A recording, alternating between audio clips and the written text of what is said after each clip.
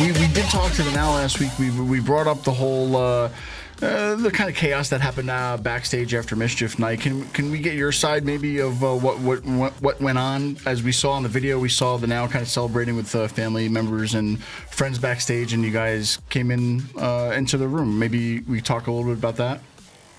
Yeah, I mean, what you saw, I'm not going to sit and say that what's on video isn't real. What I am going to say, though, is you didn't exactly get the full picture there. So let me begin with this. We get to the locker room. Danny Moff kind of comes to. If you noticed, we helped him to the back. He had hit his head on the table when he went through it, courtesy of Joe Clean, who was sent out by Tommy Dreamer to be involved. Tommy Dreamer telling him to go get his pound of flesh. So Joe Clean came out there, knocked Moff off of a ladder. Moff already was not a fan of heights. This just solidified that for him. But he was going out there. He was conquering his fear.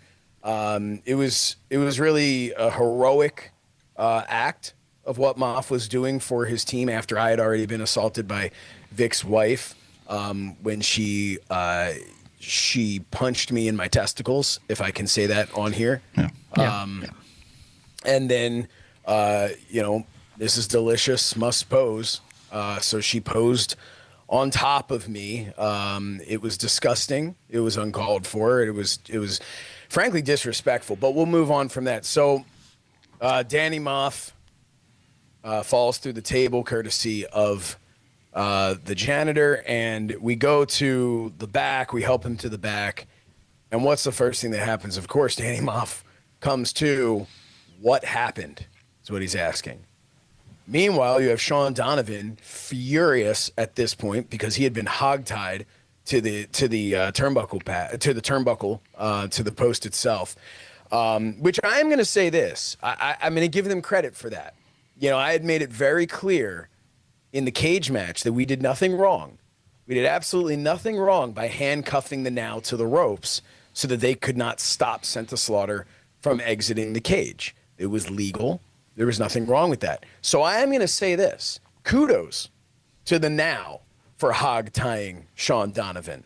While it was a cheap way because it made it very clear that they otherwise were not going to be victorious, and obviously there was an idea put in their head by a veteran like Tommy Dreamer because they wouldn't have been able to come up with that on their own. I do give them credit for that because it was legal. They did play by the rules in that regard. And if that had been it, if it hadn't been interference by Joe Clean, if it hadn't been interference by Mrs. Delicious, then maybe I'd be a little bit more understanding. But regardless, Sean Donovan was furious, rightfully so. I was furious, rightfully so. And when we told Danny Moff what happened, he was furious. And as we walked to the back, there was a monitor set up, and he sees the monitor, and who does he see celebrating but Tommy Dreamer? Cutting the pyro, doing his little dance up on the stage, his best blue meanie. And he's celebrating in front of the Now, mind you, standing in front of them. You can watch the video on Triller. You can look at the photos that were taken. So Moff at this point, inconsolable. He's furious. He's throwing things. We usher him into the dressing room. We took our time in there. We discussed things. Of course, the camera was right in our faces. And I'm sure you saw that video was out there as well. The camera right into our faces in our dressing room because, hey, we need to know, how do you feel about what just happened? Well, look, you caught us at that point. We were a little flustered still, but we had an opportunity to calm down, had an opportunity to discuss what had gone on there. And it was at that point in time that I told them, I said, guys, Tommy Dreamer's behind this. And, I mean, what are you going to do, right? When you have Danny Moff and Sean Donovan furious, where are they? Well, at that point, they were celebrating in their dressing room. So we come out there. Where's the Now? Where's the Now? They're in their dressing room. Okay. If you watch the video, did we barge in? Yeah, we barged in. They didn't deserve a knock after what had happened. But did we go in there and put our hands on them? No, we came in and we said, what happened? What was that? We came in there to converse, not confront. We came in there to converse. I pointed out to Tommy Dreamer, you're behind this. Danny Moss saying, I thought you were better than this. And then what happened physically?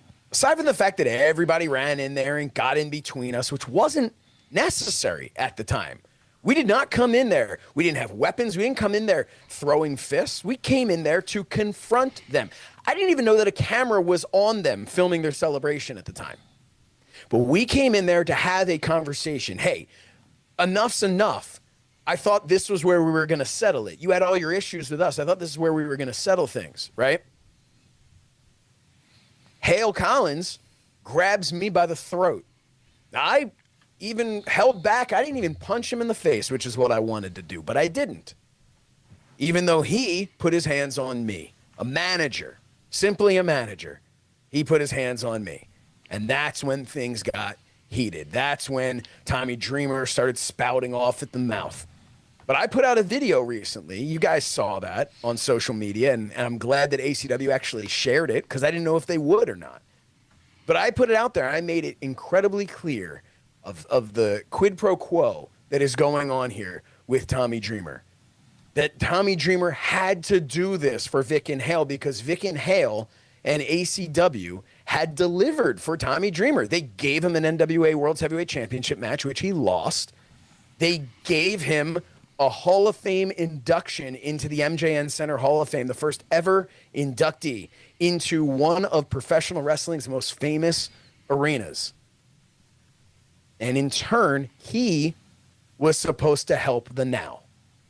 So at this point in time, Tommy Dreamer is doing everything he possibly can because for all he knows, he's about to get kicked out the door. That could happen, right? If you're not delivering, they did everything for him. Kudos to the Now. Kudos to ACW. So Tommy Dreamer now had to step in. All right, guys, here's what's got to happen. You got to do this. You got to do that. You got to do this. You got to do that. Because the Now were just going to go in there and punch and kick. That's it. They were just going to go in there and fight. And they would have lost because they would have tried to fight two animals in sent to slaughter. But instead, Tommy Dreamer slid in there with a little tomfoolery, a couple of shenanigans, and look what happened.